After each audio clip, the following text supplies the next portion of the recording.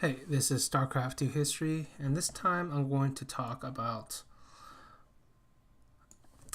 one of the most pivotal players who have ever touched StarCraft 2. It's Naniwa. And what do I mean by pivotal is because he was actually, in my opinion, one of the all-time greatest foreigners, one of the all-time great players. You can even put him there, right? And he's either at worst second best foreigner to have ever touched the game, or at best the best foreigner to have ever touched the game. You can watch my video on counterpoints, basically showing why you can argue Naniwa is the greatest foreigner of all time. The reasons are actually very compelling. It's just that he never had, like for me anyway, he never had the victory, and I feel like you have to have at least some kind of victory in order to win, and I mean in order to get that title as best. And yeah, he did win Dallas, but we all know Dallas was free. We all know it was free, and he did win that incredible show match against Nesty and MVP in their primes, so you can give him that. But in general, he hasn't had that many good results. But I will say, the further StarCraft 2 goes along, the harder it is to hold that line of thought, just because Sue exists, and Sue, as we know, is going to go down as at least in the conversation of greatest of all time.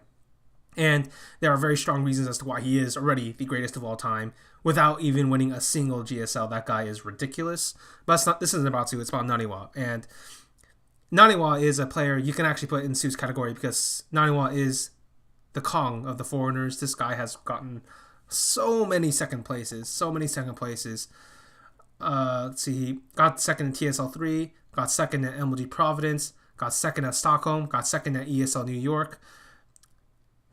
And there are times where I think he probably could have gone farther, but he didn't. Like, let's see here. Probably say MLG Spring Championship. He probably could have won that thing, in my opinion. But he falls in the top four. This is also a guy like Huck, and I talked about Naniwa in Huck's video. This is a guy who did go to Korea, did play in Korea, did get to 2 round of 8s in the GSL. So that is unfuckable with, basically, because I think he did it in a much harder time period, even relative to now. And it was an incredible feat. What can you say?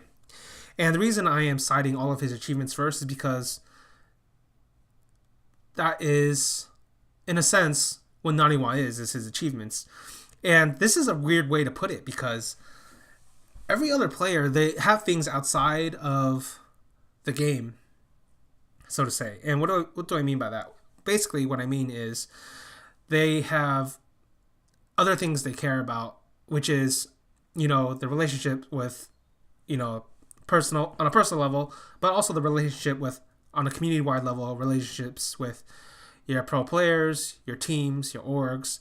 And Naniwa's greatest relationship isn't with any of that crap. It's actually with his results. It's with his achievements. It's with victory itself. And that is why he is such a pivotal player in StarCraft 2 history. What is such an incredibly interesting player because, in my opinion, he actually represents the highest virtue you can ever attribute to a competitive player. And that is the willingness, the ambition, the drive to win at all costs, no matter what it takes. And that is basically Naniwa in a nutshell, and is also the reason why he has so many fucking problems throughout his entire career with so many different people, is because they can't really understand it, in a sense. Like, they get standoffish with him because this is a guy who truly believes on some level that's the only thing that matters. It's my skill in the game, my achievements in the game, and the rest of that bullshit doesn't really matter.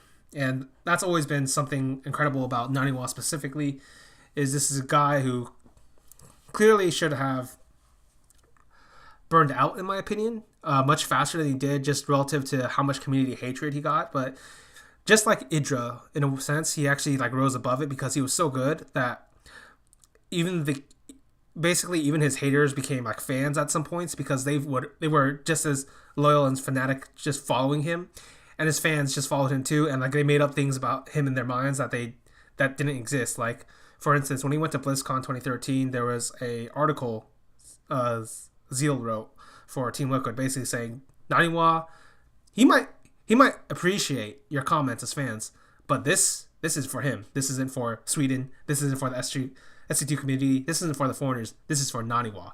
And he got a lot of hatred for that. But as it turned out, that's exactly like the exact word, almost the exact wording, word for word, that Naniwa puts out in the BlizzCon 2013 video of why he is playing this game. And that's basically Naniwa. It's incredible. And there are also like parts of Naniwa I don't know. Like, apparently he's a hard guy to deal with on an individual basis. I don't really know. You'd have to talk to people who have talked to him, who have dealt with him. But I'm only looking at him from the outside, from my perspective, as somebody who had watched StarCraft 2 for all these years. And I think Naniwa was, like I said, a player who had very strong ambitions, who had very strong beliefs, both in himself and in the competition, that he also had a bit of Idra in him, in that if something failed, his first instinct would be to blame some outside force. Like, this game is bullshit. It doesn't award micros much. This game is bullshit because Ruler Infestor. He was right about that, but as we all know, everybody was right about that except David Kim. And this is also a guy who, like, famously in Season 2 GSL, when he plays against MVP in the playoffs, like, there's like this story, I think it's true. Basically, after losing to MVP, he goes into the parking lot and fucking screams and rages. And later on, he thinks, and this actually might be true, that the Korean players he was playing with leaked his scrims to MVP. And this does happen to some extent in every Korean esport, so definitely the case. But I will say this for MVP, he spent the entire rest of his career basically predicting and preparing and anti-shredding a bunch of Korean players. So it's not out of the realm possibility that MVP could have probably figured out Naniwa on his own. But that's something to keep in mind, because Naniwa is a player who only cares about victory, only cares about that, and cares about nothing else. So this also gets him to hot water very early on in his career in 2011 at the Blizz Cup finals, where even though I believe he loses like last place here, is like 7th to 10th or some bullshit. Basically, he's in the group with MMA, Linok, Pult, and ST. And the thing is Naniwa, he goes 0-4 here. I mean, he goes 0-3 first. And if you actually go ahead and look at those games, all of those games are incredibly close. It actually shows a lot about Naniwa's skill and strength, that he was able to play such close games against the guys I consider the best at that time. And then he plays against an ST for the final round, and he's like, fuck this shit, because both of them were out, basically, so it didn't matter for the rest of the group. So he's like, whatever, I'll just pro brush. And he pro brushes, and he doesn't even micro, and he gets a shitload of hate. But the game didn't matter, right? And basically, there's this weird disconnect between Naniwa and the rest of the world, where the rest of the world be like, yeah, it didn't matter, but you had to put an entertaining game. And Naniwa's like, why? I can't win. He can't win. Like, it's not, like, I'll put it this way. If Naniwa had thought, for instance, that Nestea needed that victory in order to get into, like, the top 3 and advance, he probably would have played really fucking hard. But because Nestea was basically out and he was out, there was no reason for Naniwa to play very hard at all. And so there was no incentive for him. And the only incentive Naniwa believes in is victory. And since neither of them can win because they're both out, what's the point? And like I said, he has the greatest virtue, but that virtue causes him a lot of heat throughout the years. And probably the biggest one is one of his final outings. It's in 2014. It's the IEM World Championship. And it's the one where he believes like the booths were fucked up. And he probably was right, considering like he talked to players and he just straight up said, yeah, they said you could hear things from the booth. I will say Polt basically just did a normal fucking scout routine that if you look at his VODs, he does pretty often. So not out of the realm of possibility, but I can understand his frustration. And so he gets the fuck out, and that's literally his last tournament for like a year before he comes back out of retirement in like 2015 to play some WCS EU. But during that time, he's not very good. I will say for WCS EU at least, he basically got a bunch of bad draws because his PvP is shit. So we don't actually know how good Naniwa was during that time. I'll give him that. And so I've talked about Naniwa for a little bit, but basically, in my opinion, Naniwa is the test, I suppose. The test of This is basically a player I will put up at and ask somebody, what do you think of Naniwa? And the reason I will use this as like a litmus test is because Naniwa is such an extraordinary and extreme player in so many different ways. It'll tell you a lot about a person's views about competition, a person's views about StarCraft, a person's views about community duty or community duty to like the overall org, the team, or the fans, or any of that, because it'll tell you a lot about what they think about all that shit when you're talking about Naniwa, because Naniwa was such an extreme player in that sense and such a polarizing player. He's such an interesting player to think about. Like I said, he only thinks about victory, and for instance, if you put him in like Overwatch League today, he'd probably get banned within like a day.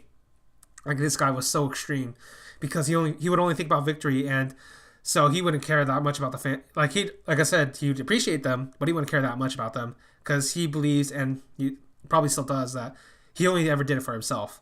And so every victory was never for his team. It was never for his country. It was never for the fans. It was never for the community. It was never for the foreigners. It was always for Naniwa. And that is such a strong statement he made with his career, with his actions. That's always resonated with me because it's such a wild way to go about things compared to like so many of the other players in StarCraft 2. Basically, there's only like him, and then there's like Cuck is pretty close, Idra was pretty close, but nobody was quite like the extreme that Naniwa was, which is why he's such a interesting character to think about, and it's why he was also such an important character to think about, because he basically reveals, in my opinion, him and Idra revealed like the need for drama in StarCraft 2 and esports communities, basically, where basically when they're gone, like there's like this void of interest in the game, at least. And the reason I call it a void of interest is because no other player can reach their superstar status in terms of how much interest people have in them, even whether they're good or bad.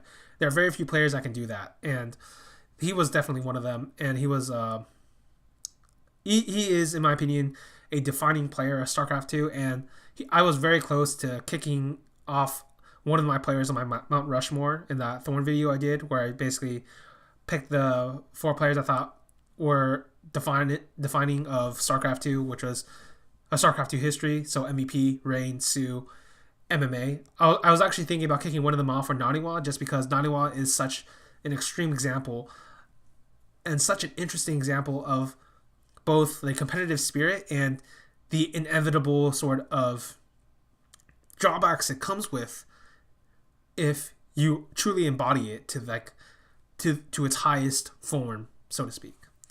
And so that is, for me, what Naniwa was, one of the all-time great foreigners, and a player with the highest virtue, which was the ambition, the competitiveness, and with it all of his drawbacks. What an interesting and polarizing player. Basically one of a kind. All right. See you guys later.